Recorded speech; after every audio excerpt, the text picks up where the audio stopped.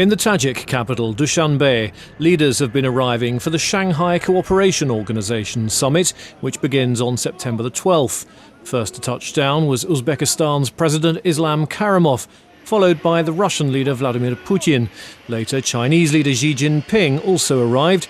His schedule included bilateral talks with Putin, who praised a recent agreement to supply China with Russian gas.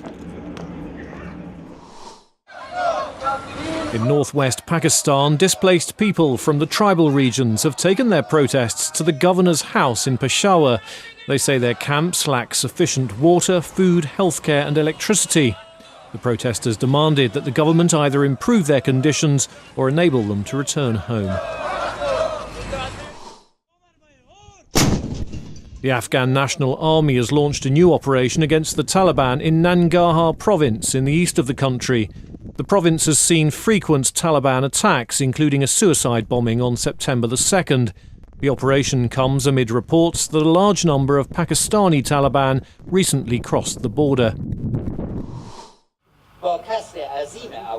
In the Afghan capital, Kabul, presidential candidate Ashraf Ghani on September the 10th urged his rival Abdullah Abdullah to return to talks on forming a national unity government, but he insisted he would not be making major concessions.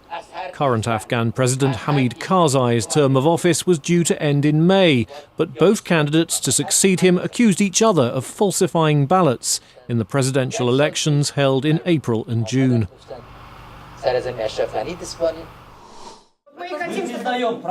In Almaty, Kazakhstan, there were angry scenes as the pro-government youth movement Bolashak called for a ban on the promotion of homosexuality. Speakers were confronted by gay rights activists who accused them of trying to copy measures taken in Russia.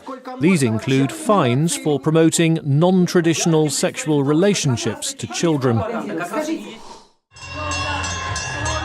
In Erbil, the capital of Iraq's autonomous Kurdistan region, a new school year has begun.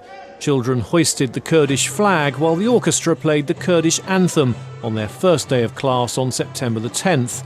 But hundreds of thousands of children could not attend classes because their schools are sheltering people who have fled from Islamic State militants. A little bit of Texas has arrived in the Kyrgyz capital Bishkek. American celebrity chefs Tim Byers and Ian Beach are in town to share the secrets of smoky southern barbecue with catering students.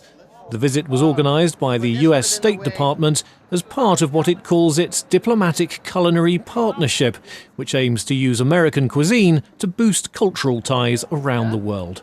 And that's the video roundup from Radio Free Europe, Radio Liberty.